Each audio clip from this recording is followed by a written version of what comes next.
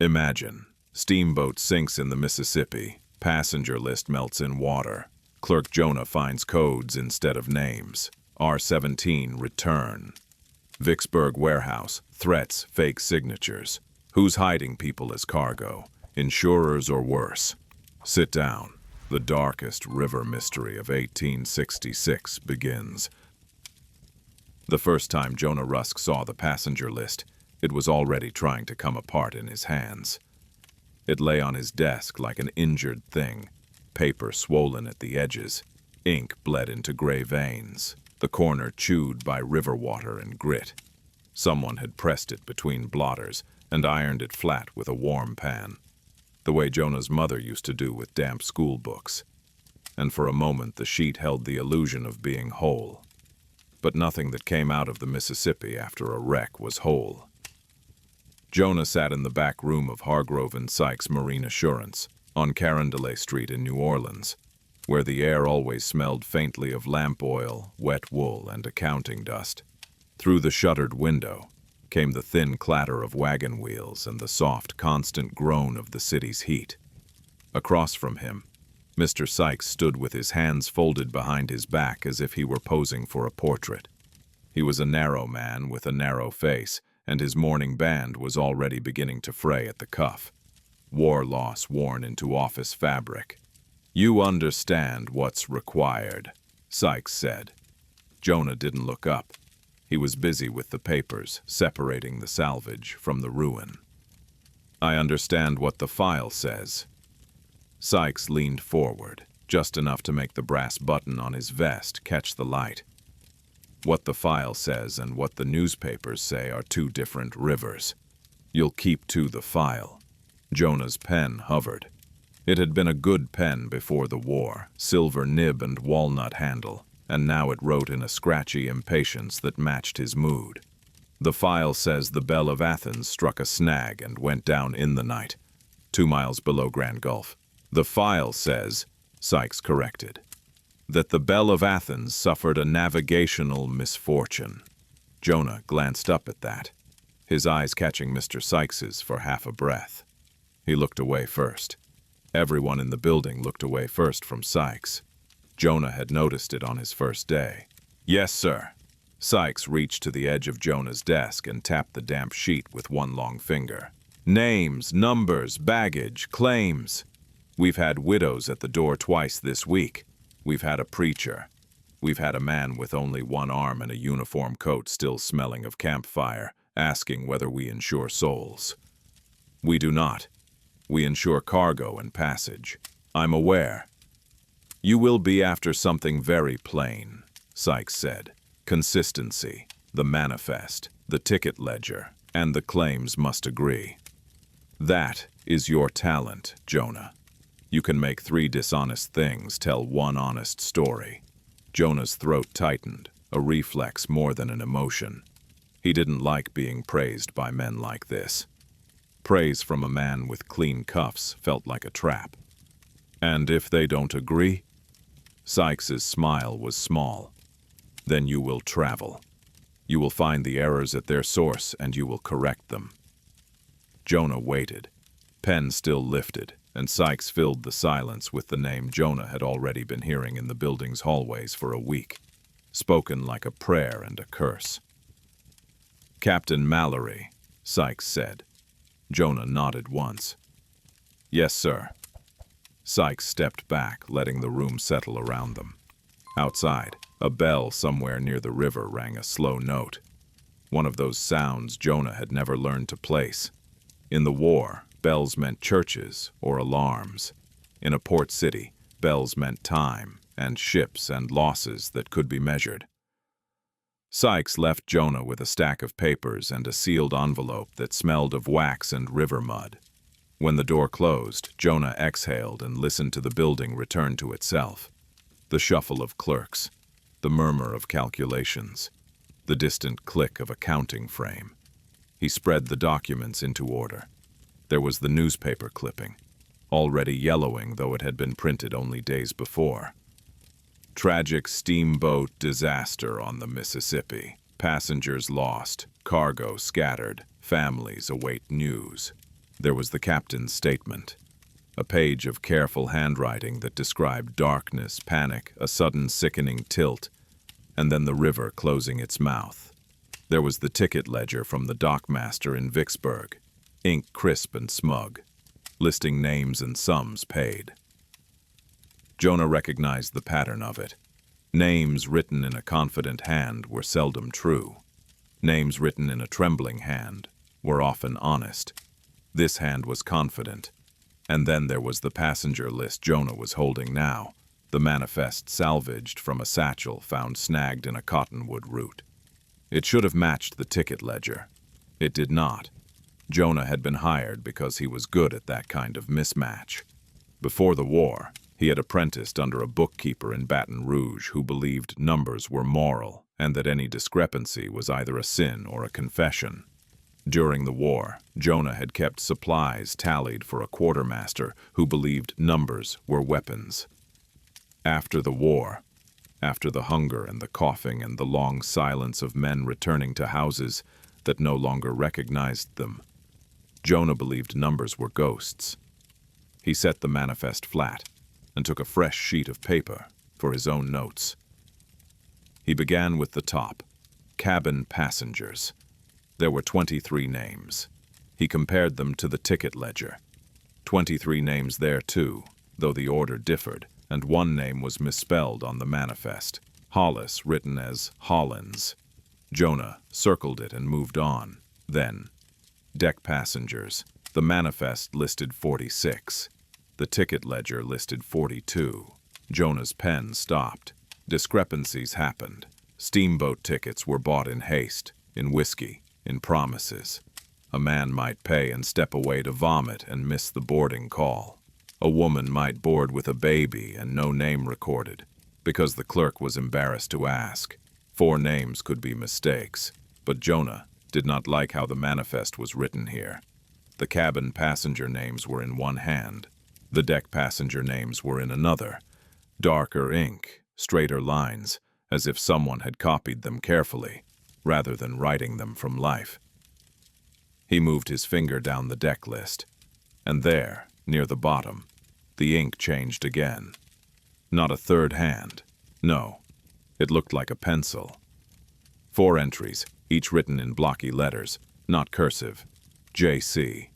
No ticket WM. No ticket JC. No ticket WM. No ticket. Jonah stared at it, the way a man stares at a stain on his cuff that he cannot remember earning. Initials were not names. Initials were what a clerk wrote when he didn't know the name and didn't want to admit it. But initials repeated like this, twice each, suggested something else. A code, a habit. He checked the ticket ledger. There were no corresponding entries. No JC, no WM, no ticket, nothing. A small sound came from Jonah's own throat. A breath catching. He didn't like puzzles that looked designed. He opened the sealed envelope Sykes had left. Inside was a letter on heavy paper, the kind that made even bad news look respectable. Mr. Jonah Rusk, you are hereby authorized to travel under the authority of Hargrove and Sykes Marine Assurance to the towns along the route of the steamboat, Belle of Athens, for the purpose of reconciling passenger claims, cargo valuations, and manifests, and to ensure the accuracy of records submitted for insurance consideration. You will report weekly by post. Signed, Elias Sykes. At the bottom, another hand had added in pencil, bring back what can be brought back. Do not bring back trouble. Jonah folded the letter and sat for a moment with his hands on the desk. He could feel the heat through the paper, as if the whole city were a stove beneath him. The 4 initialed entries sat on the manifest like stones in a shoe. He turned the manifest over. There was a faint imprint on the back, as if someone had written hard on top of it. Jonah held it toward the light and tilted it until the grooves caught. Words, not quite legible, just the pressure of them. He found a scrap of charcoal from the stove and rubbed it gently across the back of the sheet. Letters emerged like a bruise revealing its shape. Return below it. A second line. R-17. Or maybe it was R-17. The river blurred the dash. Jonah rubbed again, softer. The mark sharpened. Return R-17. Not a person's note. A warehouse instruction. The breath in Jonah's chest went cold. He sat back, charcoal on his fingertip, and looked around the small room, as if the walls might have changed while he was reading. Nothing had changed. The ledger books were still lined up like teeth. The oil lamp still waited unlit. The fly specks on the window remained precisely where they had always been. And yet he felt the first tug of something beyond his job. Not danger, not yet. But intention. Someone had wanted those initials recorded. Someone had wanted that word pressed hard enough to leave an impression through paper. Someone had wanted, above all else, for the list to travel out of the river and into an office. Into Jonah's hands. There was a knock at the door. Jonah brushed the charcoal off his finger and called, "Come in!" A boy entered, one of the office runners, maybe 14. Barefoot, despite the city's insistence on shoes. He held a parcel wrapped in brown paper and tied with twine. "From the salvage men," the boy said, eyes flicking to the papers on Jonah's desk. "They said it's for the one what reads." Jonah took the parcel. It was heavier than it looked. "What is it?" he asked. The boy shrugged. "They said don't open it here. Said it smells bad." Jonah stared at the parcel in his hands. The twine was damp. The brown paper had a darker patch along one corner, as if it had been pressed against something wet and left there. He set it on the desk and slid his pen away from it, as if ink and whatever lay inside should not mix. "Who brought it?" Jonah asked. The boy hesitated. "A man in a hat. Didn't say his name. He said, 'Tell you—'" The boy swallowed and leaned in, lowering his voice. "Tell you the river gives back what it wants." Jonah felt the hairs lift along his forearm. "And he said," the boy added, "you ought not to go poking at it." Jonah looked at the manifest again, at the 4 lines of initials, at "no ticket," at the ghost of the word "return."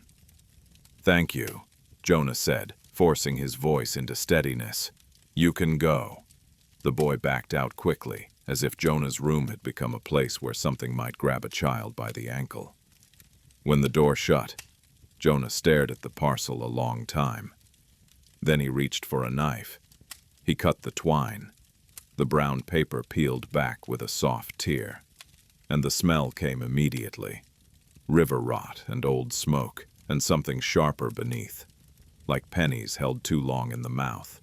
Inside the parcel was a leather satchel, swollen and cracked, its clasp eaten green with corrosion. Jonah recognized it at once. He had seen the captain's satchel in the statement, described there as lost with the papers. Here it was, returned as if it had merely taken a detour through the river's teeth. He lifted it carefully. Water dripped from one seam, though it had been out of the river for days. The clasp resisted his fingers. When it opened, it did so with a small sigh, like a lung letting go. Inside were papers folded tight and bound with string. Not the manifest, not the ticket ledger. A separate bundle. Jonah pulled it out and set it on the desk. The top sheet was a list. Not names, codes, rows of 2 letters followed by numbers. R-17, R-17, R-17. Over and over, as if the river itself had been counting. Jonah's mouth went dry. He heard Sykes's voice again, smooth as polished wood. Consistency. Make 3 dishonest things tell 1 honest story. Jonah looked at the codes and knew, with a clarity that felt like nausea, that this story had been written before he arrived. He was not here to discover what happened. He was here to finish what someone started. And outside, beyond the shutters, the Mississippi rolled past the city with the patience of a thing that always wins. Jonah left New Orleans before dawn, when the city still pretended it was cool. He carried the captain's satchel wrapped in oilcloth and bound with twine, as if he were transporting something alive that might try to wriggle free. The bundle of coded papers stayed inside it, pressed flat against the leather like a second skin. In his pocket was Sykes's letter of authority, the company's seal impressed into wax, and enough coin to make honest men smile and dishonest men think.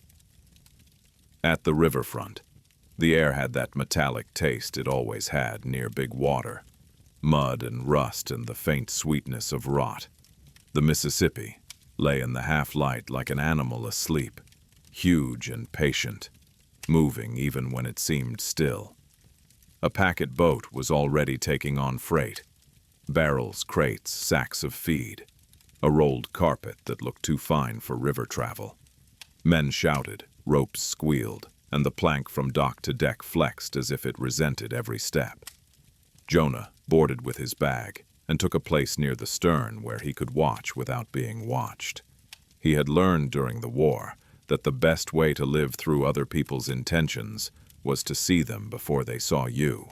As the boat pushed off, New Orleans slid away behind him, chimneys and spires dissolving into a gray line. He opened his notebook and wrote, "Route, New Orleans to Vicksburg. Stops as needed. Objective, reconcile passenger claims for Belle of Athens. Verify ticket sales, trace no ticket entries JC and WM. Identify meaning of return in R-17. He stared at the last line until the letters seemed to lose their meaning. R-17, a warehouse code, a row number, a reference to a manifest that wasn't meant for public eyes. The coded list he'd found in the satchel was longer than the 4 entries on the passenger manifest. Dozens of lines, 2 letters and a number, repeating with the stubbornness of a prayer. He had copied several of them into his notebook before leaving. R-17, R-17, R-19, R-21, M-04, M-04, R-17. There were patterns in it, clusters, repetitions, breaks. Someone who lived by numbers would have called it inventory. Someone who lived by people would have called it something else.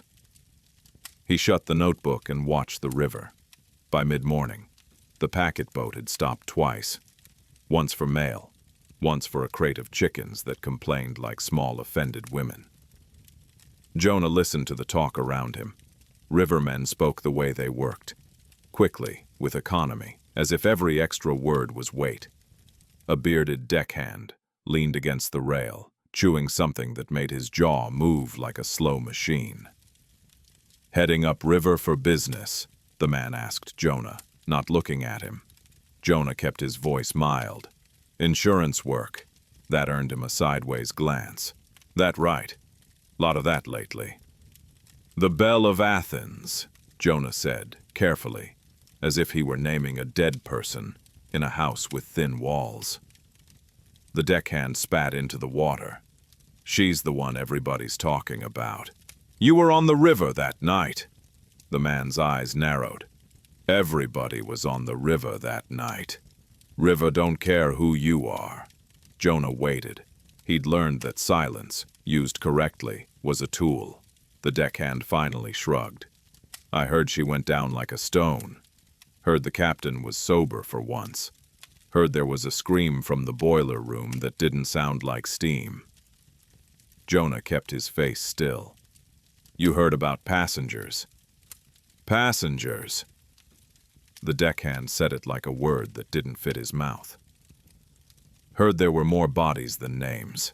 Heard the names that did come up, some folks didn't have anyone to claim 'em." Jonah's fingers tightened around the rail. "No one?" The deckhand looked out at the water. "Some people don't have anyone. Some people have folks who don't want 'em." He pushed off the rail and walked away, leaving Jonah with the river and his own growing suspicion that the business he'd been sent to do was not meant to be finished clean. Vicksburg rose from the bluff like a hard thought. It had the scarred look that many river towns had after the war. Buildings repaired in a hurry, streets that seemed both busy and exhausted. Men with missing limbs sat in the shade and watched commerce move around them like a river of its own. Jonah saw soldiers' coats repurposed as work jackets, brass buttons dulled by time and weather. At the dock office, the air was thick with sweat and ink. A clerk sat behind a counter, sleeves rolled, fingers stained black. He looked Jonah up and down with a kind of weary suspicion, reserved for anyone who carried papers. Jonah presented Sykes's letter and introduced himself. "I need to review the ticket ledger for the Belle of Athens again, and speak with whoever handled her boarding." The clerk took the letter, squinted at the seal, and grunted. "Everybody wants something about that boat." "I want accuracy," Jonah said. The clerk's mouth twisted, as if he'd tasted the word.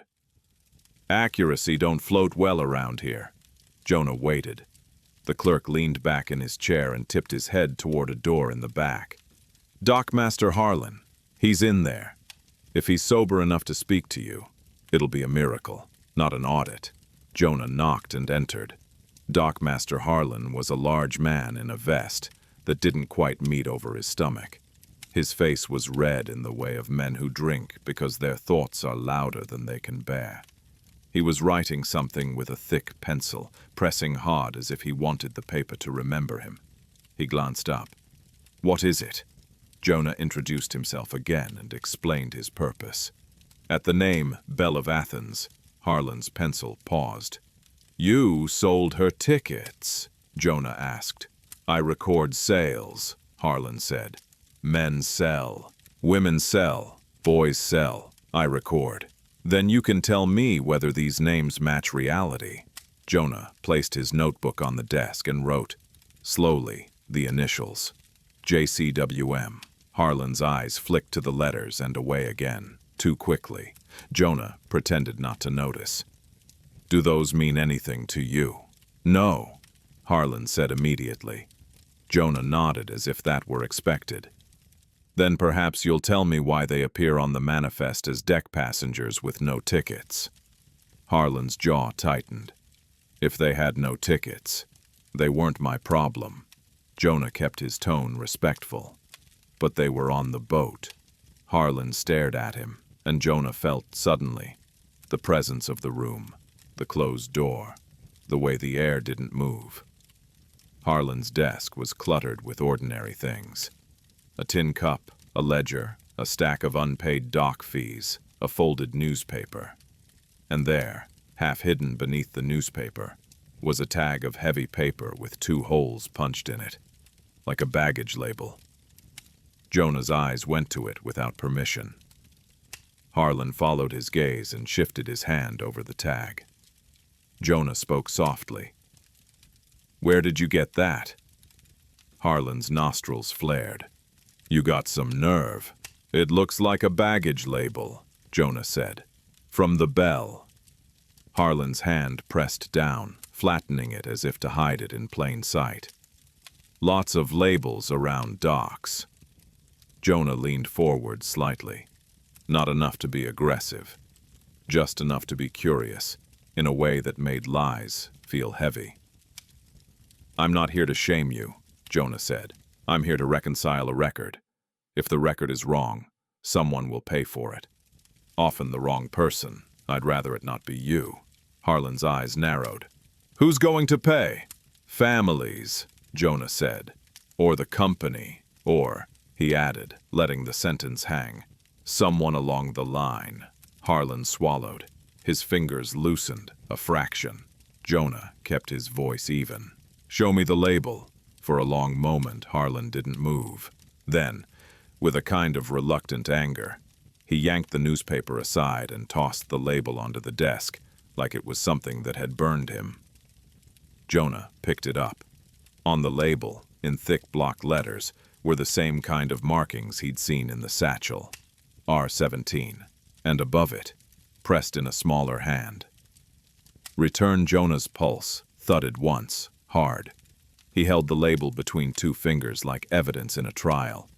Harlan watched him, eyes bloodshot, and Jonah saw something there that looked like fear but might have been shame.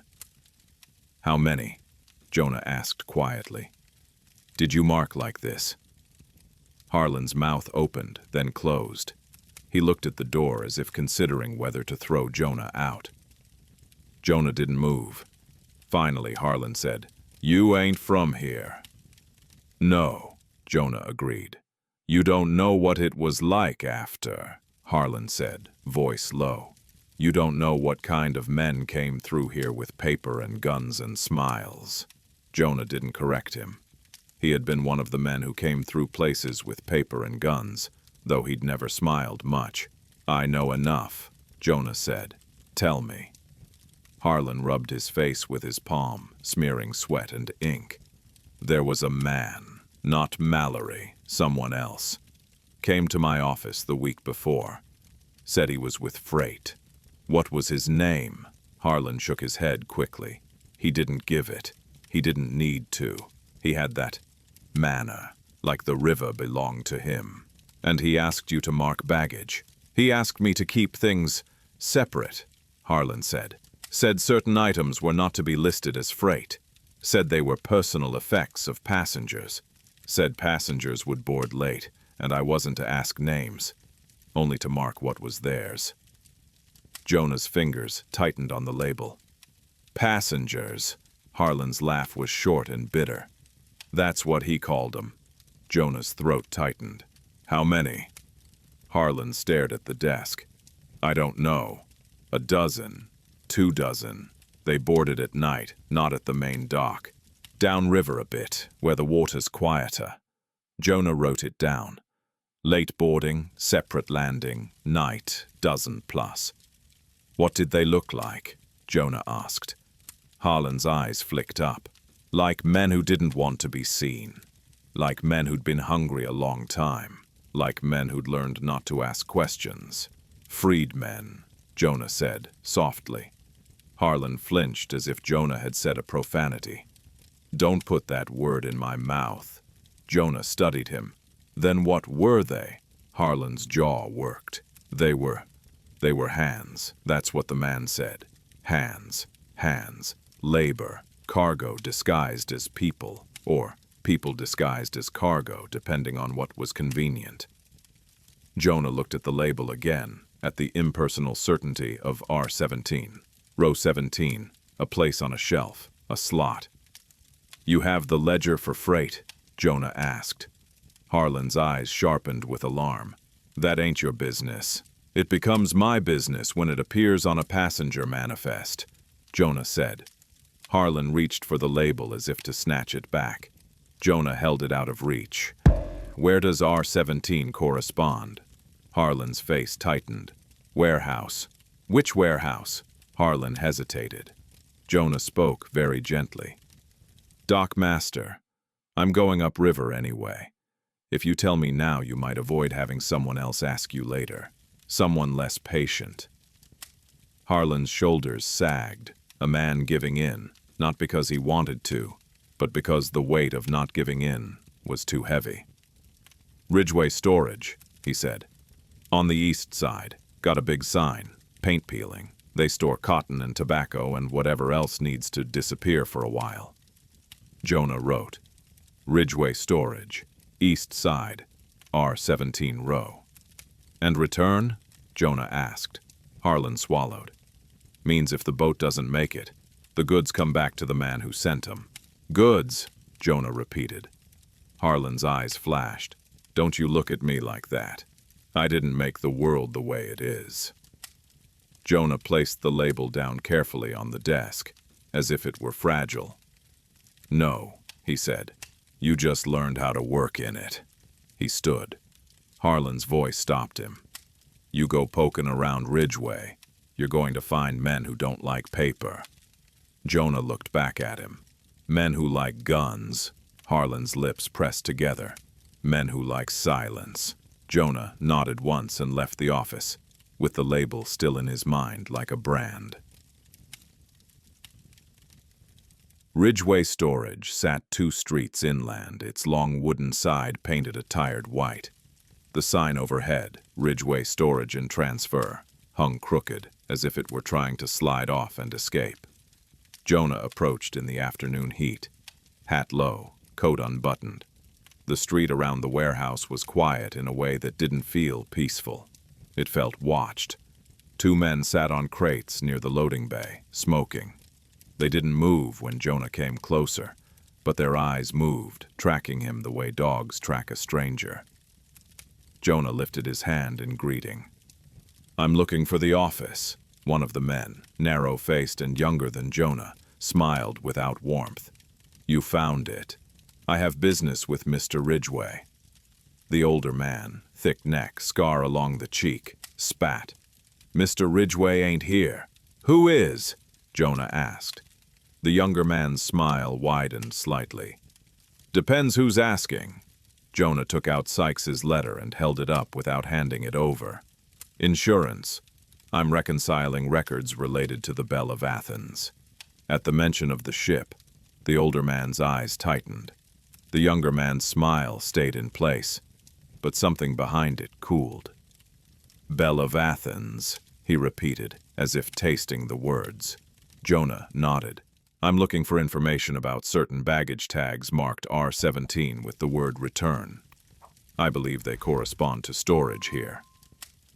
Silence. The older man stubbed out his cigarette with slow care. The younger man spoke. "That's a funny thing to believe." Jonah kept his voice calm. "Belief isn't required. Records are." The younger man stood, easy and loose, like someone who had practiced being harmless. "You got your papers. That's nice. Papers don't mean much on this street." Jonah felt the temperature change.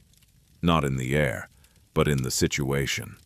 He was aware of the loading bay behind them, of shadows inside the warehouse, of the possibility of more men he couldn't see. He heard his own heartbeat, steady and stubborn. "I'm not here to accuse," Jonah said. "I'm here to verify. If there's nothing to verify, it'll be a short visit." The younger man stepped closer, close enough Jonah could smell tobacco and sweat.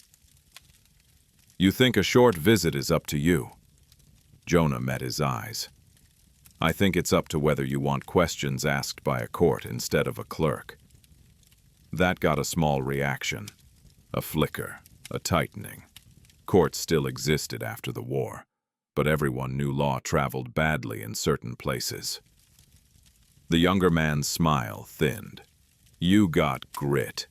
Jonah didn't answer. He'd learned that acknowledging a threat made it stronger. The younger man glanced at the older man. A silent conversation passed between them. Then the younger man jerked his head toward the warehouse door. "Fine," he said. "Come see, so you can stop believing." Jonah stepped past them into the dark of the warehouse. Inside, the air was cooler and smelled of old tobacco, cotton dust, and something chemical, like spirits used to clean metal. Light fell in slats through gaps in the boards, striping the floor like a cage. Crates were stacked in rows, and on the nearest row, painted in black, neat as a bookkeeper's hand, were markings. R-15, R-16, R-17, R-18. Jonah's stomach tightened. He had expected the code to exist. He had not expected it to be waiting for him so plainly, like a hand reaching out of darkness. The younger man walked ahead as if giving a tour. "There. Rows, like you said." Jonah moved closer to R-17. At waist height, a crate sat half open as if someone had meant to nail it shut but stopped. Jonah saw cloth inside, folded fabric, pale and clean, like shirts or undergarments. Too many of the same. Identical. Not personal effects. Uniformity. He reached out. A hand clamped on his wrist. The older man's grip was strong and unhurried. "Don't touch." Jonah froze, then slowly lowered his hand. The younger man's smile returned, a little brighter. "Now you've seen your row. You can go back and tell your company you did your job." Jonah's mind raced, arranging facts like entries in a ledger.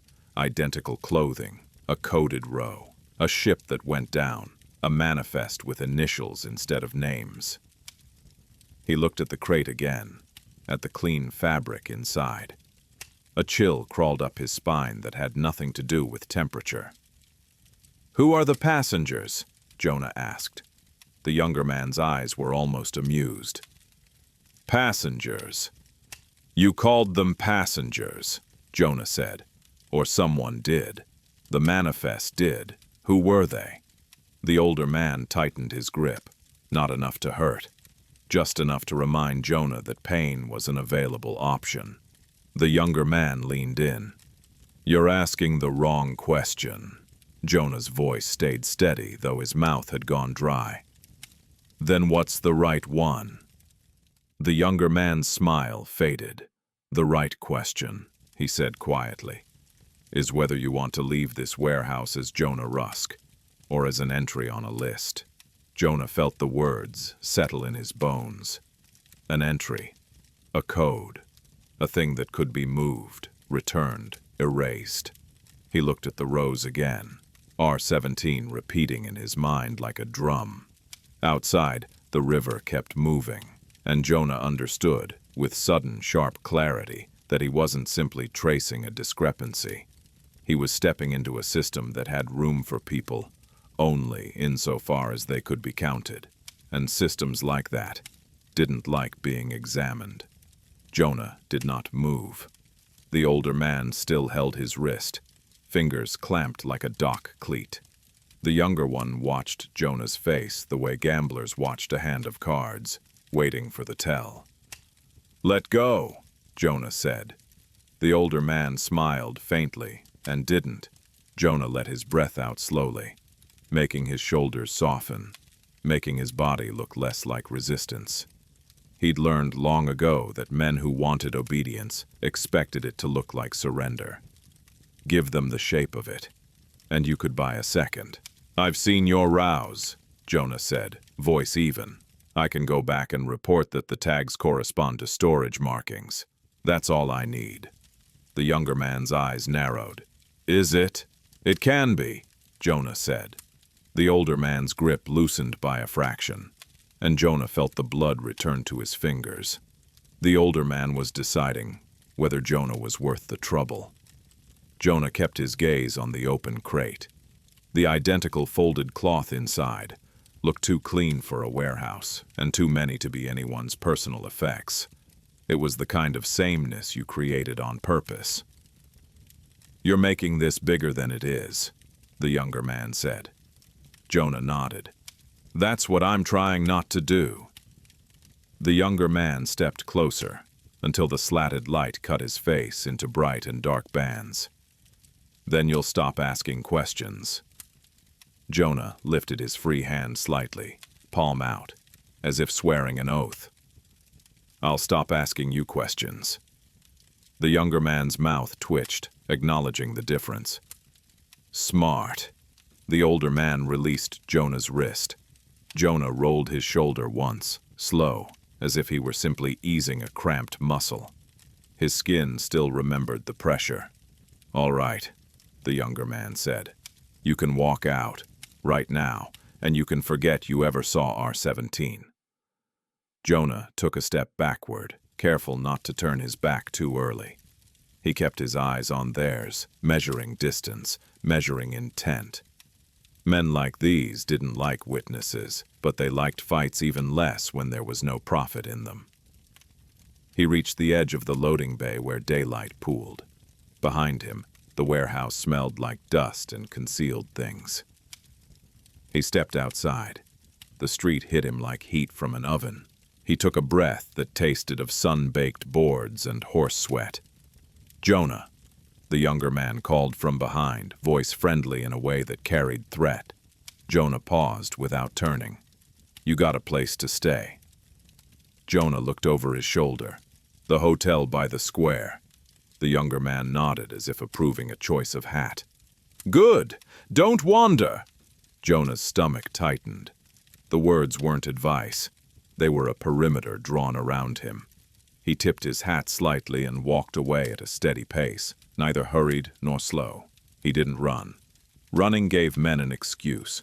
Only when he turned the corner did he allow his breathing to change. He kept walking. He did not look back.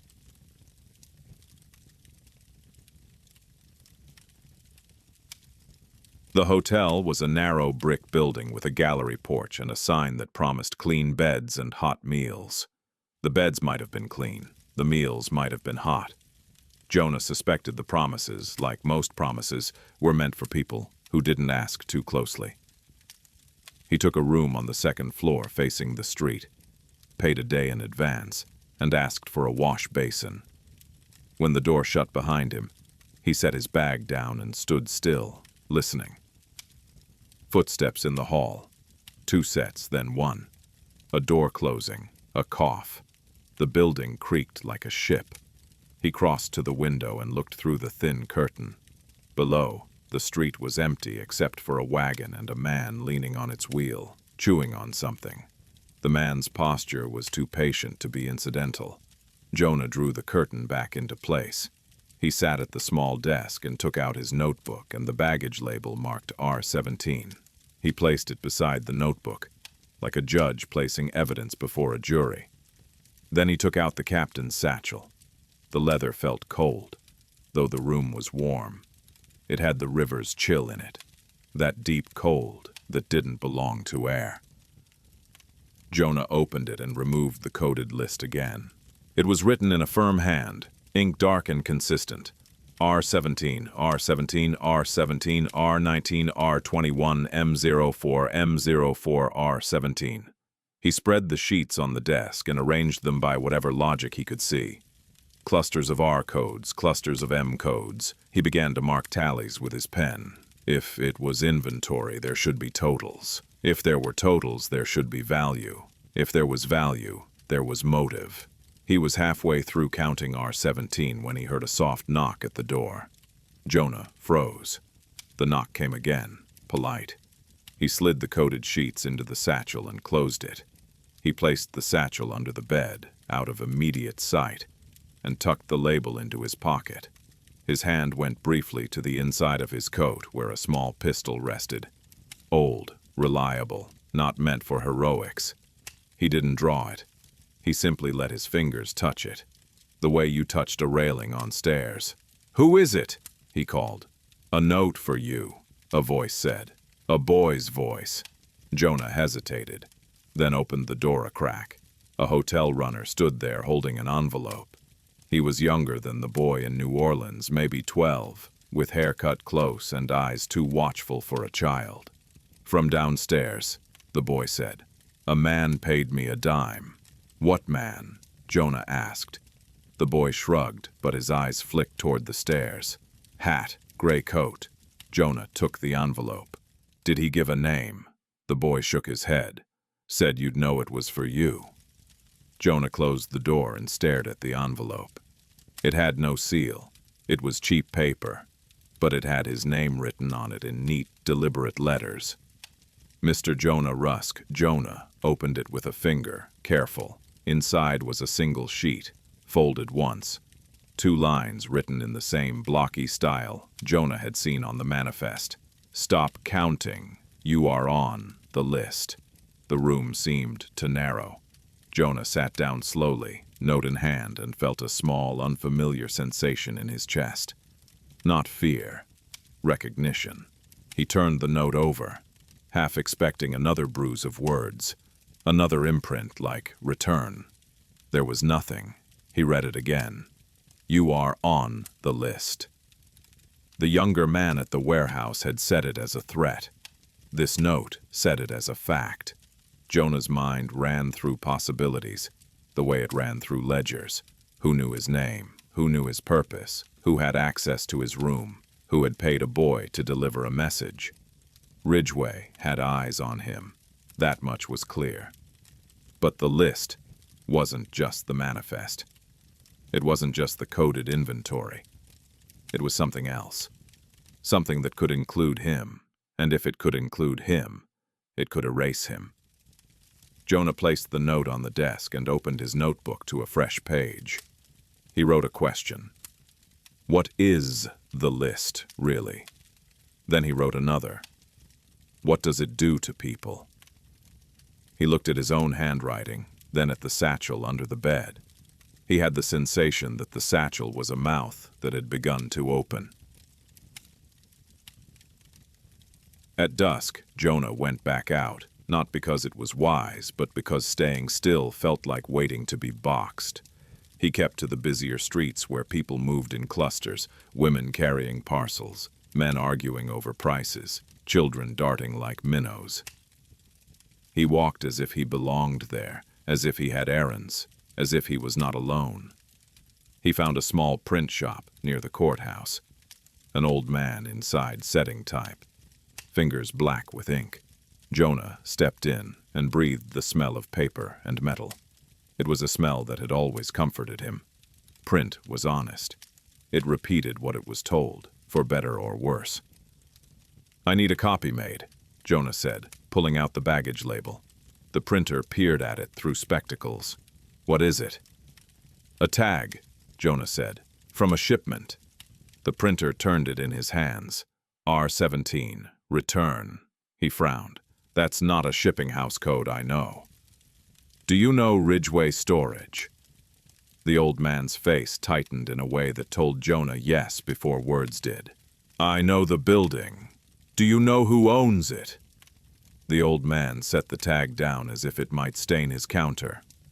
"Men own it that don't sign their names." Jonah's gaze stayed steady. "Can you make a copy?" The printer hesitated, then reached for a sheet of paper and inked a small roller. "I can," he said, "but you're asking me to touch trouble." "I'll pay," Jonah said. The printer snorted softly. "Money doesn't wash ink off your hands once it's there." Jonah placed 2 coins on the counter, enough to be persuasive, not enough to be insulting. The printer took them, but his eyes remained wary. He inked the tag and pressed it onto paper with a firm motion. When he lifted it, the imprint was clean. R-17, return. Jonah took the paper and folded it into his pocket. "What I really need," Jonah said quietly, "is a name." The printer looked at him for a long moment. Then he nodded once toward the back wall where a poster was pinned.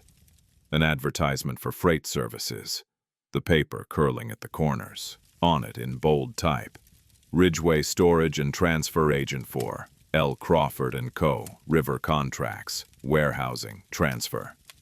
Jonah's attention sharpened. "Crawford," he repeated. The printer's mouth tightened. "Don't say it loud." "Who is he?" Jonah asked. "Not he," the printer corrected. "Company. But there's a man behind it, sure. There's always a man behind it. They say he ran supplies during the war. They say he can make a shipment vanish and then appear again with different papers." Jonah felt the pieces begin to align. A war supply man, a warehouse row code, a shipwreck, a list of passengers that weren't in the ticket ledger, insurance. "You know where Crawford's office is?" Jonah asked. The printer shook his head quickly. "No, I don't know. I don't want to know." Jonah didn't press. He had learned when to accept the edge of someone's courage. He tipped his hat. "Thank you." As Jonah stepped back onto the street, dusk had turned the town's edges softer. Lamps were being lit, one by one, like small forced stars. The air carried the smell of cooking and river mud. He walked toward the square, mind racing. If Ridgeway was an agent for Crawford, then Crawford was the spine that might connect this to something larger than a local warehouse scheme. The coded list might be an internal inventory for Crawford's shipments. The manifest initials might be placeholders, human-shaped lies, and Sykes. Sykes had sent Jonah upriver with an instruction. "Bring back what can be brought back. Do not bring back trouble." Jonah had assumed it meant the company wanted the truth, but not the scandal. Now he wondered if it meant something else. He crossed the square and felt suddenly that someone was walking in, step with him. Not close, not yet, but present. He turned casually into a side street as if to avoid a puddle. The footsteps behind him turned too. Jonah's mouth went dry. He kept walking, increasing his pace slightly. The footsteps matched. He turned again. Another street, Another shift. The footsteps followed. Jonah's heartbeat began to climb, controlled but insistent. He could run, he could hide, or he could choose the ground. At the end of the street was a livery stable. Open doors, men inside, horses shifting, light and noise and witnesses. Jonah headed there. As he reached the stable entrance, a hand closed on his elbow. Firm, familiar pressure. Jonah spun and saw Dockmaster Harlan's red face, slick with sweat, eyes wide and frantic. "Don't speak!" Harlan hissed. "Don't look behind you. Come inside." Jonah's instincts screamed not to trust him, but another instinct, older, sharper, recognized genuine panic when he saw it. Harlan pulled Jonah into the stable's shadow between two stalls. A horse snorted and stamped, irritated by human fear. Harlan leaned close, breath thick with whiskey and dread. "You went to Ridgeway," he whispered. Jonah held his gaze. "Yes." Harlan's eyes squeezed shut for a moment. "God help you. Why are you here?" Jonah asked. Harlan's mouth trembled. "Because I saw them asking about you. The men with the quiet voices. They came to my office after you left. Wanted to know what you asked me. Wanted to know what I told you." Jonah's blood cooled. "What did you say?" "I lied," Harlan said. "I said I didn't tell you nothing. I said you were just a clerk counting pennies." He grabbed Jonah's sleeve. "But you don't understand. They don't believe lies. They believe lists." Jonah felt the note in his pocket like a weight. Harlan swallowed hard. "There's a man coming tonight. Not one of Ridgeway's dogs, the one they answer to. If he sees you, you're done." Jonah's mind snapped to the poster. L. Crawford and Koba. "Crawford?" Jonah asked. Harlan flinched as if Jonah had spoken a dangerous prayer. Harlan nodded once, barely. "You need to leave Vicksburg." Jonah stared at him. "If I leave with nothing." Harlan's eyes were wet. "If you stay, you leave with less than nothing." Jonah's hand slid into his pocket and touched the folded note. "Stop counting. You are on the list." He looked past Harlan to the stable doors. Outside, the street moved on as if no one were hunting anyone. Inside, the horse's eye rolled white in the lamplight. Jonah realized, with a sudden clarity, that he had crossed a line he hadn't seen. The river wasn't just water. It was a corridor, and corridors had gatekeepers. He turned back to Harlan. "Where does Crawford meet?" Harlan's lips parted in disbelief. "Are you deaf?" Jonah's voice went quiet and hard. "Where?" Harlan shook his head, desperate. "I can't." Jonah leaned in. "You already did. The moment you warned me. You put yourself on whatever list they keep. So tell me, if we're both damned, we might as well know what's damning us." Harlan stared at him, fighting something inside himself. Then he whispered, so low Jonah barely caught it. "River Chapel. Old meeting house down by the landing. They call it a chapel, but it ain't for God." Jonah's heart thudded once, heavy. Harlan grabbed his sleeve again. "Don't go." Jonah looked at the man, at the sweat, the fear, the shame. A man who had tried to survive by keeping his head down and found out too late that keeping your head down didn't keep your name off of paper. Jonah said, "If I don't go, I'm just waiting." He stepped out of the stall's shadow and into the stable's main aisle. The air felt thinner. The world felt sharper. He didn't know if he was walking toward evidence or toward a grave. But he knew this. Somewhere, someone had decided he could be turned into a code, and Jonah Rusk had never been able to accept being reduced to an entry. Not even in war. Not even now. He left the stable and headed toward the river. The river chapel sat where the town stopped pretending it was inland. It was an old meeting house, weathered into gray, its clapboards swollen from years of damp wind. Someone had once painted a cross above the door, but the paint had peeled in such a way that the cross looked less like a symbol and more like a scar. The building leaned slightly toward the water, as if listening. Jonah approached along the rutted track by the landing, keeping his pace ordinary. He wore his hat low and carried nothing in his hands. His pistol stayed inside his coat. His notebook and Sykes's letter sat tucked close to his ribs. The copied imprint of the baggage tag, R-17 Return, was folded in his pocket like a small, dangerous prayer. The landing itself was quiet, but not empty. A skiff bumped softly against a post. A man sat on an upturned barrel, mending a net that didn't look like it had ever touched fish. Two boys played at throwing stones, though their eyes tracked Jonah too steadily for play. Jonah did not look at them directly.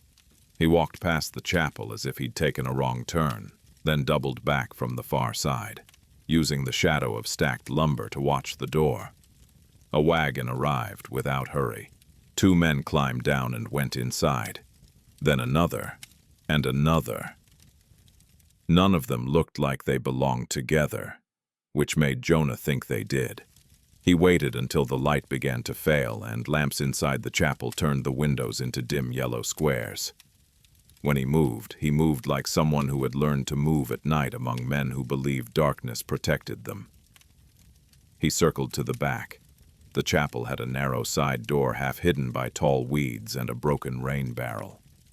Jonah tried it gently. Locked. He crouched and studied the frame. The lock was simple. The wood was old. It would yield with force, but force would announce him. He moved along the wall until he found a window with a loose lower pane. The putty had cracked, and a thin gap ran along the edge where a blade could slide. Jonah used the small knife from his pocket. He worked the pane carefully, feeling it give little by little. The glass trembled, but did not break. When the gap was wide enough, he lifted the pane inward. Warm lamplight breathed out, carrying the smell of oil smoke and damp boards. And something else. Cigar tobacco, expensive and sweet. Jonah slipped inside. He landed silently on the chapel's back bench, knees bending to absorb weight. The room was dim, lit by two lamps on a table near the pulpit. Shadows pooled in corners like spilled ink. The pews had been pushed aside to make space. Men stood in small groups, talking in low voices. There were perhaps a dozen, maybe more. Some wore work coats, some wore suits. One wore a military coat with the brass removed, as if he wanted the authority without the allegiance. No one prayed.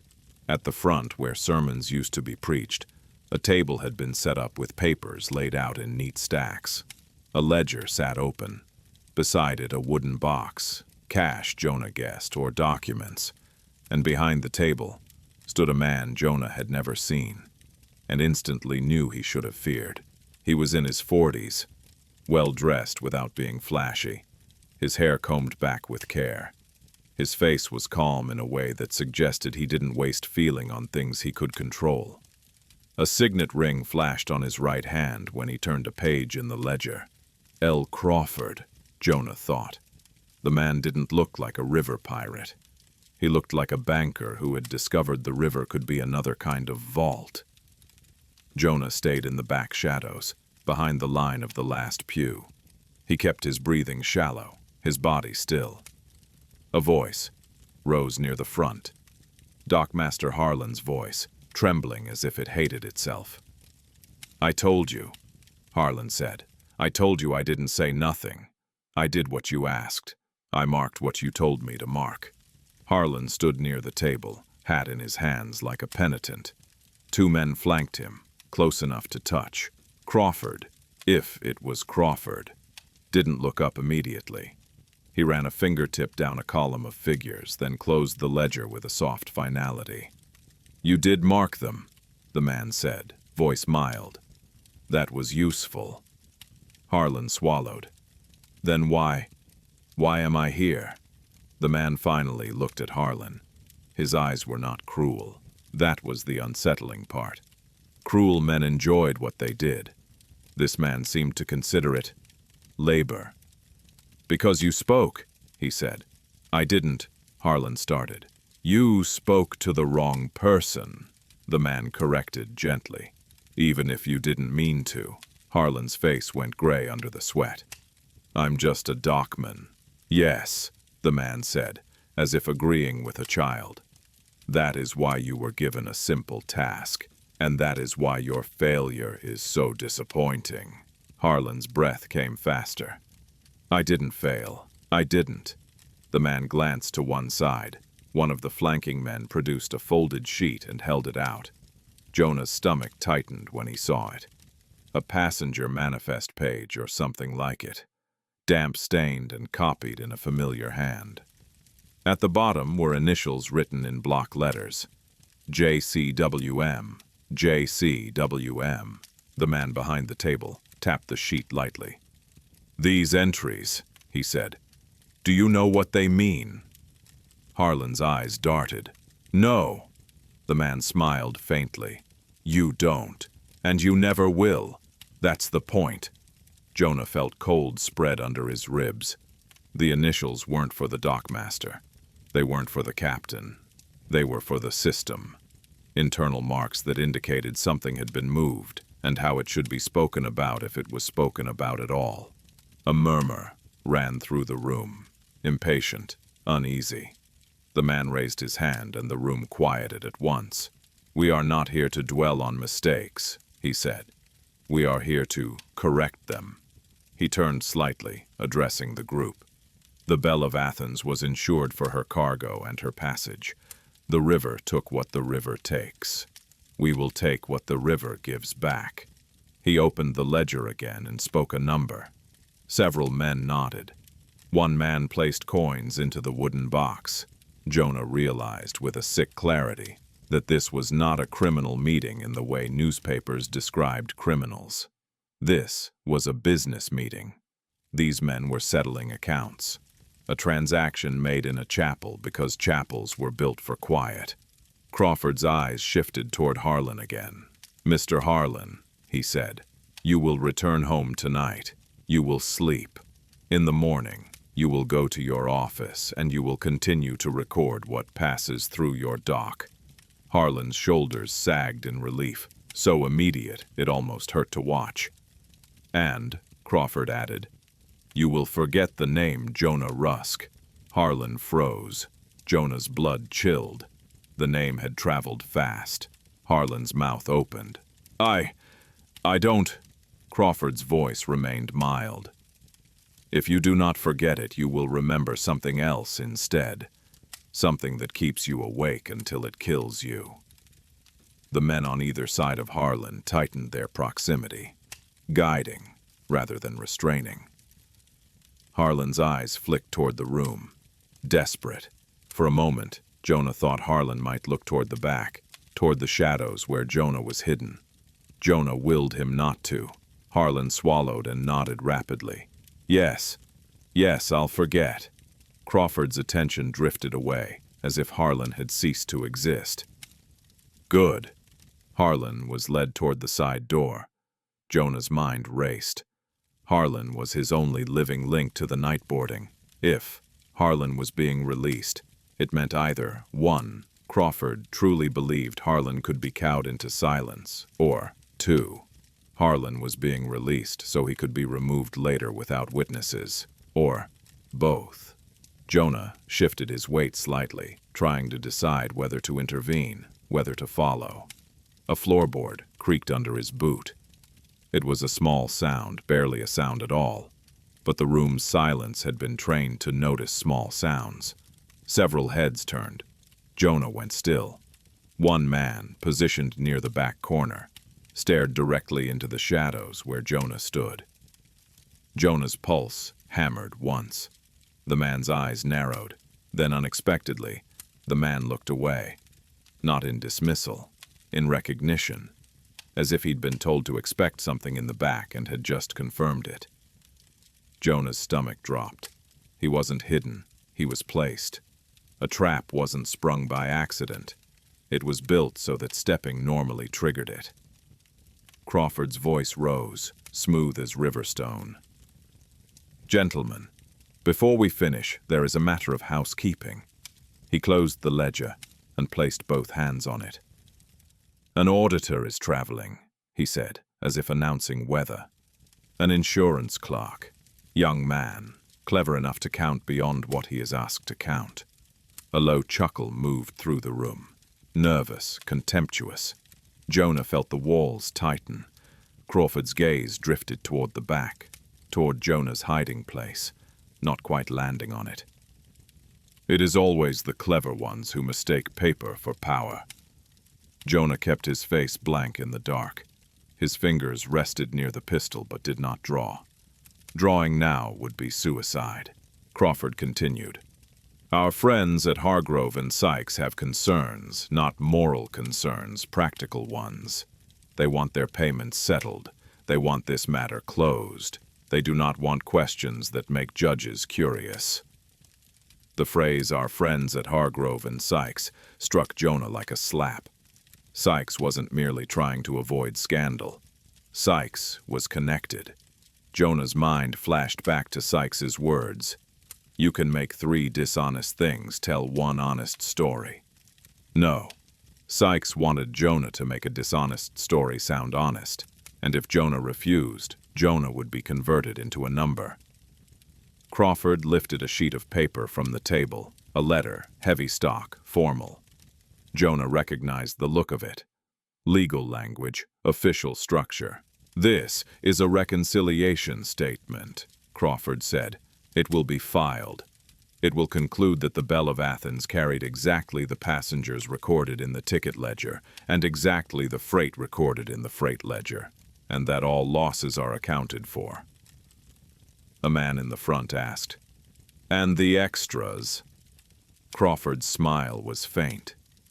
"There were no extras." The men nodded, relieved to be told what to believe. Crawford tapped the paper with his ring. "What remains is a signature." A second sheet appeared beneath the first.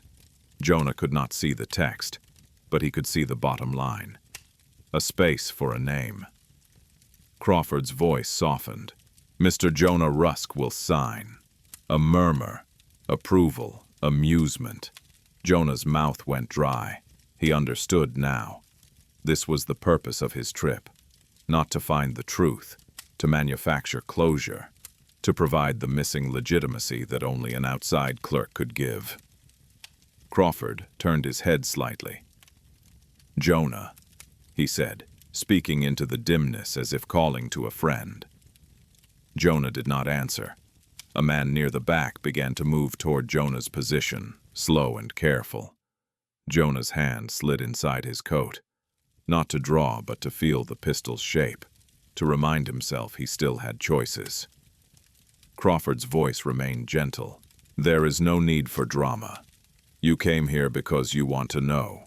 We will let you know. In exchange, you will help us finish." The approaching man stepped into the slatted light and Jonah recognized him, the younger guard from Ridgeway, smile now gone. He held a lantern low, letting its light creep forward. Jonah's mind measured distance, doorways, people, the side window he'd entered through. He could run, he could shoot. Neither would end well, but survival rarely ended well. It just postponed the worst. The guard stopped 3 feet away. "Evening," he said conversationally. Jonah stepped out of the shadow into partial light, hands visible, posture controlled. Several men in the room shifted, attention sharpening. Crawford watched him now openly, eyes calm. "Mr. Rusk," Crawford said, "you've been busy." Jonah kept his voice steady. "You have me confused with someone else." Crawford smiled. "No." He gestured to the table. "Come forward. Let us speak like civilized men." Jonah did not move. Crawford's eyes stayed on Jonah, unblinking. "You saw R-17. Jonah's jaw tightened a fraction. Crawford nodded, satisfied. "And you have the satchel. You have the codes. You have enough to make yourself a nuisance." The word nuisance sounded almost affectionate. which made it worse. Jonah said, "Those codes aren't cargo, are they?" Crawford tilted his head slightly. "What do you think they are?" Jonah's voice went quieter. "People." A flicker passed through the room. Discomfort, anger. Crawford's expression didn't change. "Words," he said. "You are a clerk. You should know the value of correct terms. Those are units. Hands, contracted labor, transfers, accounted for by a different ledger. You put them on a passenger manifest," Jonah said. Crawford shrugged lightly. "Sometimes you must move things through channels that are monitored. Passenger manifests are not examined the way freight manifests are examined. It is an inefficiency in the system. Inefficiencies can be used." Jonah felt bile rise and forced it down. "They drowned." Crawford's voice remained calm. "Some did. Some didn't. The river decides, but the accounts must balance regardless." The room seemed to tilt. Jonah heard again, in his mind, the deckhand's words. Heard there were more bodies than names. Crawford picked up the reconciliation statement and held it up, as if presenting a sermon text. "Sign, and you walk away with your name intact." Jonah stared at him. "And if I don't?" Crawford's smile returned, small. "Then you become what you've been studying. An entry that can be removed, a question that can be cancelled." He nodded to the guard near Jonah. "Show him." The guard reached into his coat and produced a folded sheet of paper. He opened it and held it up for Jonah to see. It was a list. A clean list, not water-damaged. Neat columns. Handwriting Jonah recognized with a cold, sinking certainty. It was his own hand. At the bottom, beneath the repeated codes, was a line. J.R. No ticket. Jonah's vision narrowed. He had never written that, but it looked like him. The curve of the J, the bluntness of the R. Even the way the dash sat slightly too high. Like a man who didn't want lines to droop. Forgery, not crude, intimate. Crawford watched Jonah's face with mild interest. Like a doctor watching a patient react to a diagnosis. "It's remarkable," Crawford said softly. "How easy it is to make a man exist on paper." Jonah's voice came out rougher than he intended. "You can't," Crawford interrupted, still gentle. "We can. We already did." Jonah's mind flashed to the note delivered at the hotel. "You are on the list." It hadn't been a threat. It had been a notification.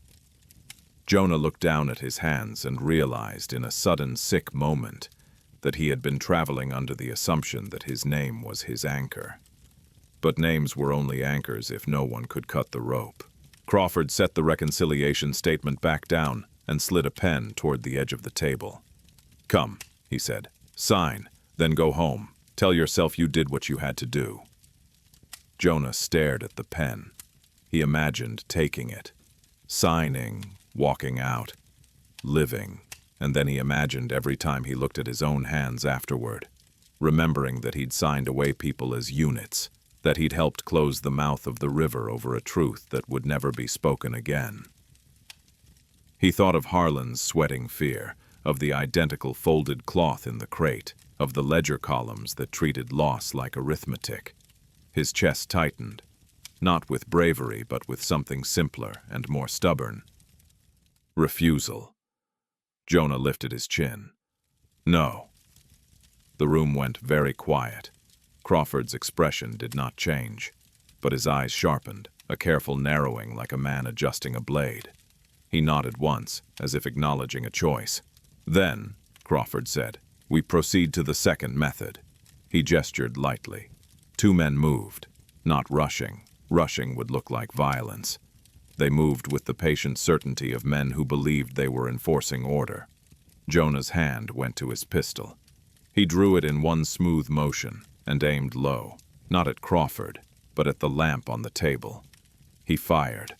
The shot cracked in the chapel, loud as thunder in that closed space. The lamp glass burst, oil spraying, flame flaring. The room erupted into motion. Shouts, men ducking, hands reaching, chairs scraping. Jonah used the chaos like a door.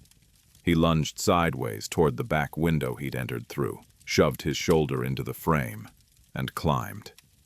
A hand grabbed his coat and tore fabric. Jonah kicked free, scraping his shin on the sill, and dropped outside into weeds and mud. He hit the ground hard, rolled, and ran. Behind him, voices surged out of the chapel like smoke. "Get him!" Lantern light swung wildly, throwing bright blades through the dark. Jonah sprinted toward the riverbank, not because it was safe, but because it was open. He could lose men in open ground if the ground had enough angles. He could hear boots behind him. 3 sets, maybe 4. He ran along the waterline where mud sucked at his soles, slowing him. He saw a skiff tied to a post. The same skiff he'd noticed earlier. An escape, or bait. He didn't have time to decide. He vaulted into the skiff and cut the rope with his knife. The skiff jerked free, drifting. Jonah grabbed an oar and shoved against the bank with all his weight. The skiff slid out into the river's dark. A gunshot snapped from shore. The bullet hit water nearby, throwing up a small, sharp splash. Jonah dug the oar in again. The current took the skiff with greedy hands, pulling him downstream. On the bank, lanterns bobbed like angry fireflies. Men shouted, but their voices were already being swallowed by distance and river wind. Jonah's arms burned. He kept rowing anyway, not trying to fight the current so much as to steer within it. Away from the landing, away from Vicksburg's lights. The river was colder out here. The air smelled of mud and night. Jonah's mind raced through consequences. They had forged his handwriting. They had added him to a no-ticket list.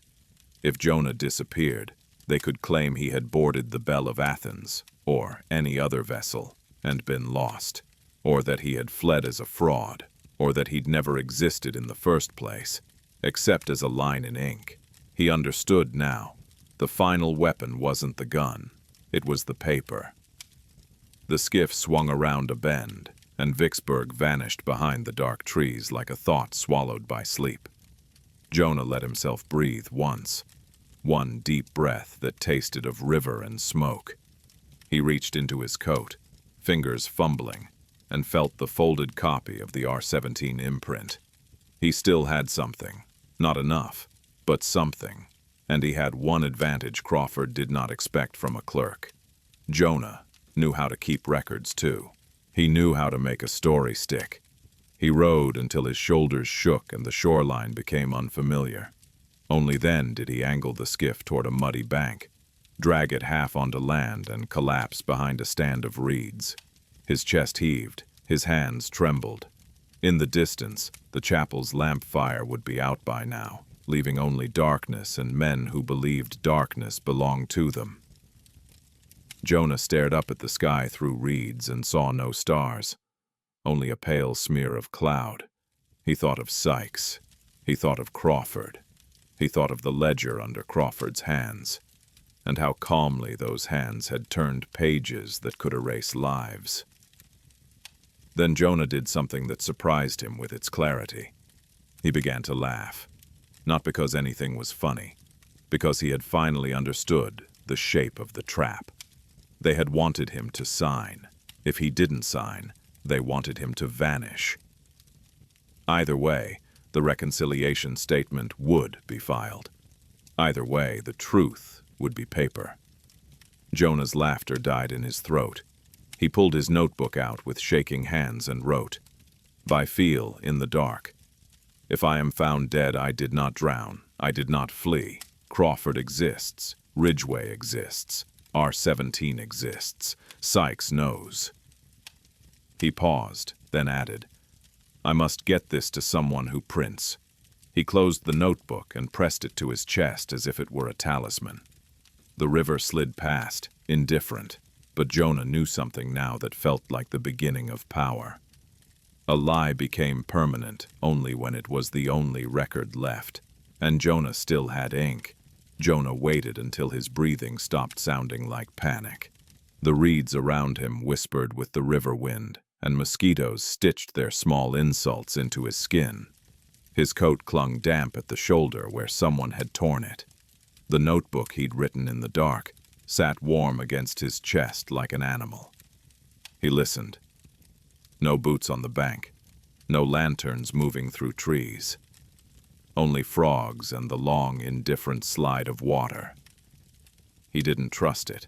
He stood slowly, joints complaining, and dragged the skiff farther into the reeds until it was half hidden. Then he moved upriver on foot, keeping to low ground where shadows pooled. He walked until his legs began to cramp.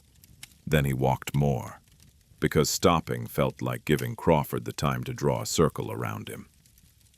Near midnight he found a small hamlet, 3 buildings, a feed shed, and a tiny print shop with a sign that read, Holt & Son, Printing, Bills, Notices. Light glowed in one window. Someone was awake. Jonah watched from the darkness across the road. The building was plain, but plain could mean honest, or it could mean poor enough to be brave. He had to gamble. He crossed and knocked. The door opened a cautious inch, chain still on. A man's face appeared in the gap. Older than Jonah, eyes sharp, beard flecked with gray. He held a candle. "What do you want?"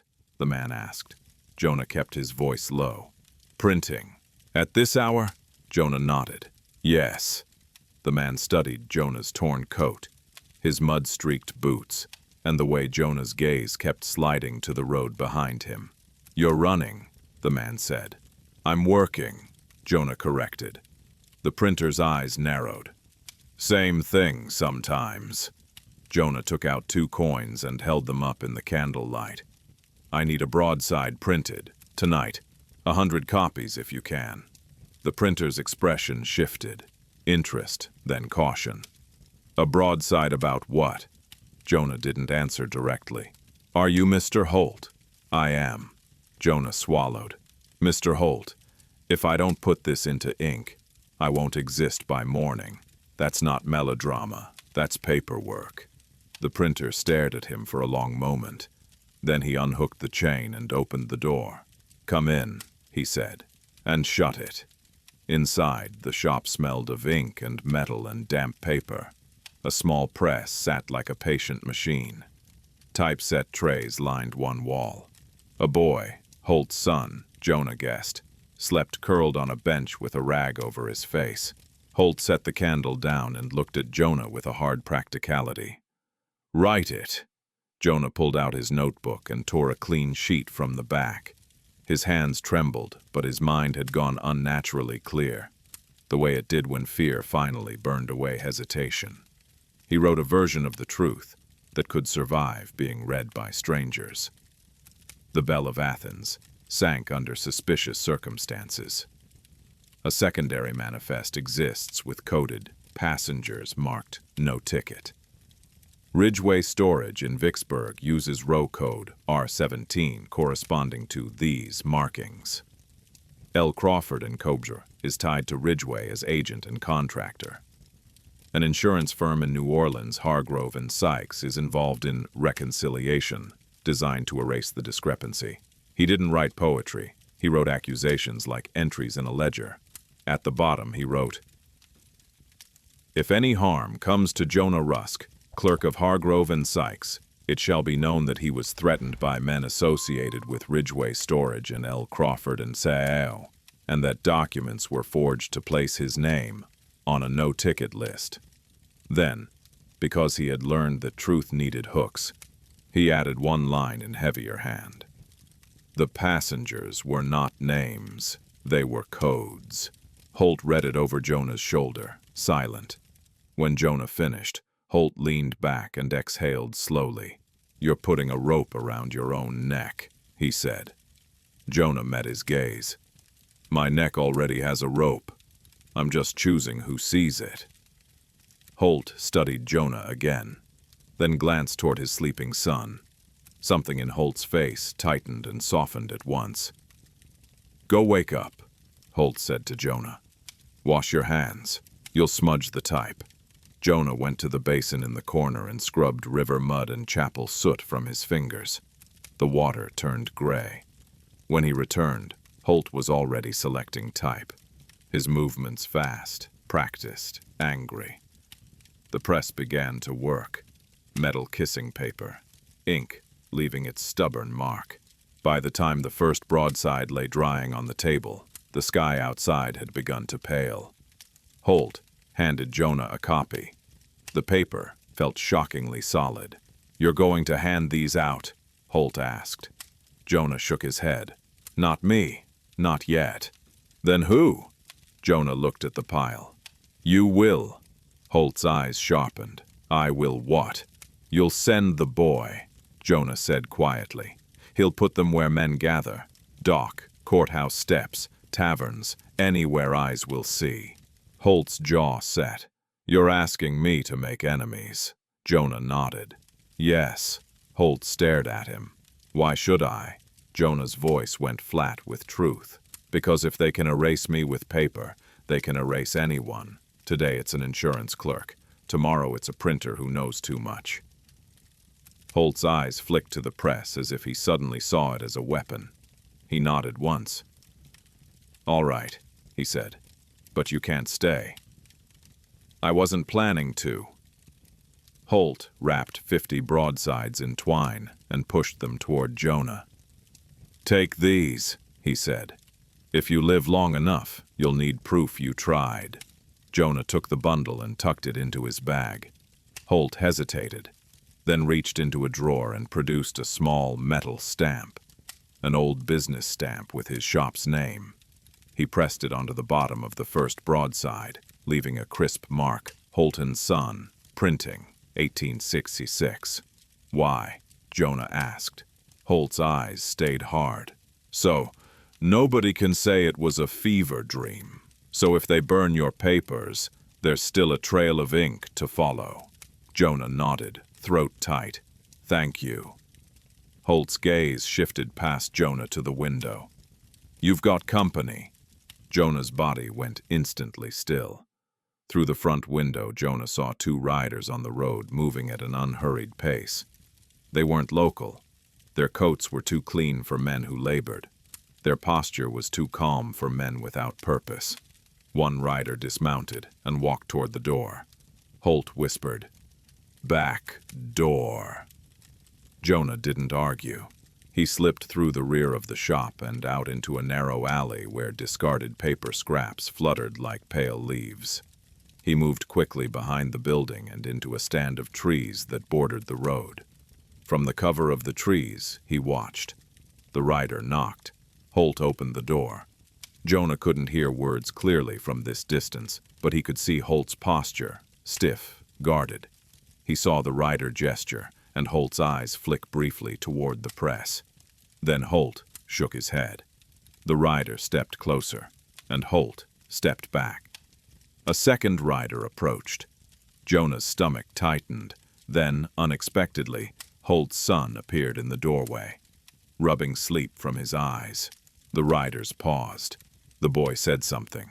Too young to be part of adult threats. Too innocent to be properly intimidated. One rider looked down at him for a long moment, then turned slightly away, as if recalculating. Holt's hand went up, palm out, calming, negotiating. After another moment, the riders backed away and mounted again. They rode on, slow, not chasing, just passing, as if their purpose had been to confirm something. Jonah's skin prickled. They weren't hunting him with urgency. They were managing him, which meant Crawford's system expected Jonah's moves, expected his panic, expected his attempt to tell the truth. Jonah's mind churned. If Crawford anticipated the broadside, Crawford likely had a counter, something stronger than Jonah's accusations, something official, something sealed, something with signatures. And Jonah had refused to sign, so they would produce a signature anyway. A forged signature, a reconciliation statement bearing Jonah's name. Jonah realized with a dull horror that publishing his warning might not save him. It might accelerate the machine. because now there would be two records. Jonah's printed accusation. Crawford's official reconciliation with Jonah's signature, and the world would choose whichever record came from power, unless Jonah could destroy the second record, or reveal its manufacture. He needed the original documents, the ones in the captain's satchel, the coded inventory, the linkage to Ridgway and Crawford. And he needed something else, something that made a court's eyes open. Not outrage, mechanism, proof of forgery, proof that paper had been made to lie. He thought of the signet ring on Crawford's hand. Rings pressed into wax, seals used to make lies look lawful. Jonah shifted his bag on his shoulder and moved through the trees, angling back toward Vicksburg. He was going back into the city that wanted him erased. Not because he believed he could win a fight, but because the only way to beat a system that killed with paper was to steal its pen. Vicksburg by day looked innocent again. That was its talent. That was every town's talent. Jonah entered from the North Road, hat low, walking like a man with errands. He kept to busier streets. He let his gaze slide past faces. He did not linger. He went first to the courthouse. Not inside, near it. He needed a man who dealt in law without loving it. He found one in a narrow office across from the courthouse steps.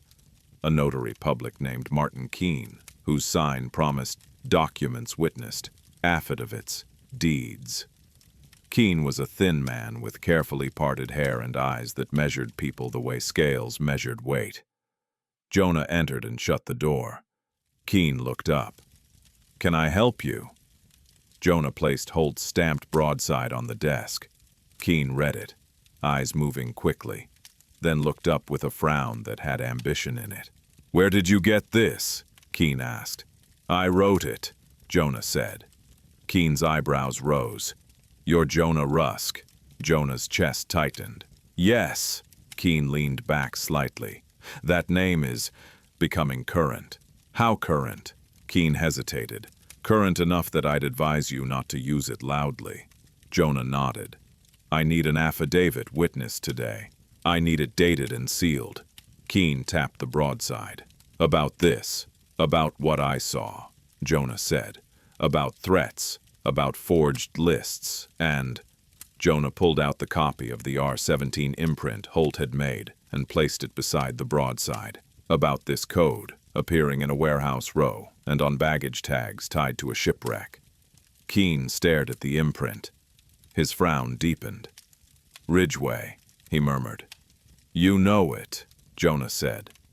"I know what people say," Keene replied carefully. "I need what you know enough to witness," Jonah said. Keene's eyes flicked to the door. "You're asking me to stand between you and men who don't respect seals." Jonah's voice was quiet. "I'm asking you to stand between me and oblivion." Keene looked at Jonah for a long moment, then reached for a blank form. "Dictate," he said. Jonah dictated his statement, stripping it down to what he could swear. That he was employed by Hargrove and Sykes. That he discovered discrepancies in the Belle of Athens manifests and a coded inventory. That he saw R-17 markings in Ridgway storage. That he was threatened and told he was on the list. That he attended a meeting at the River Chapel where L. Crawford and Cummers was referenced and where he was pressured to sign a reconciliation statement. He did not embellish. He did not mention bodies. He mentioned paper, codes, and coercion. When it was written, Keene slid it across for Jonah's signature. Jonah hesitated. The irony struck him hard. A signature was the very thing being used to trap him. But this signature would be witnessed. Jonah signed. Keene sanded the ink, then stamped and sealed it. "There," Keene said. "Now there is a record."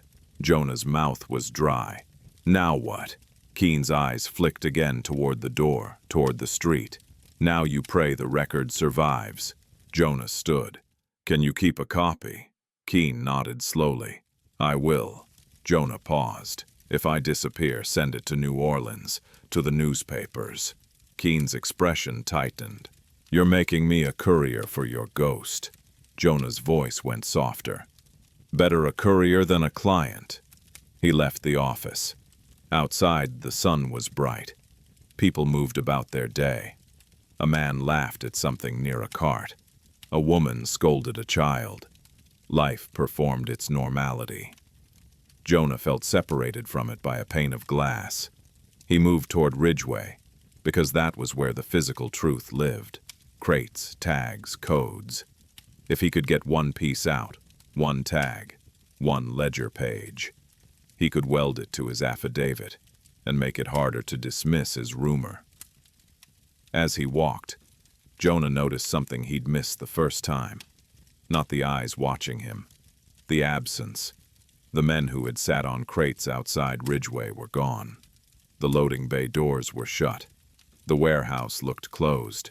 Jonah's stomach tightened. He circled the block, keeping distance. At the alley behind Ridgeway, he found what he feared. Fresh wagon tracks leading away. Heavy tracks. Recent. They were clearing it out. Crawford was cleaning the stage after last night's performance. Jonah stood in the shadow of a fence, staring at Ridgeway's closed doors, and understood. He was racing not men, but time. And time was managed by men like Crawford. He turned away, mind snapping to the next target. If Ridgeway was emptying, the papers wouldn't be there. But the reconciliation statement would be somewhere. And it would need Jonah's signature. Where did such a document go before it became official? To the insurance firm, to Sykes, to New Orleans. Jonah's pulse began to climb again. The machine's head wasn't in Vicksburg. It was in the office where Jonah had first touched the manifest. The office where Sykes had praised him for making dishonest things agree. Jonah realized the twist of it with a bitter clarity. Crawford was the hand that moved the crates. Sykes was the hand that made it lawful. And Jonah had been hired, not because he was useful to the truth, but because his name, in ink, was useful to the lie. He needed to get back to New Orleans, not to plead, to steal the file, to take the reconciliation statement before it was filed, to take the official record out of the machine and put it into the world where printers could chew it into permanent scandal. Jonah turned toward the riverfront, and as he did, he saw a man step out of a doorway across the street. Gray coat, hat brim low, the same kind of calm, the same kind of patience. The man met Jonah's eyes. Then he smiled, just slightly, as if to say, "We know where you're going." Jonah did not run. He walked faster, and faster still, blending into the moving bodies on the street. But inside, something hardened. If Crawford's system wanted to make Jonah a line on a list, Jonah would do the one thing a clerk could do that frightened powerful men. He would take their paper away.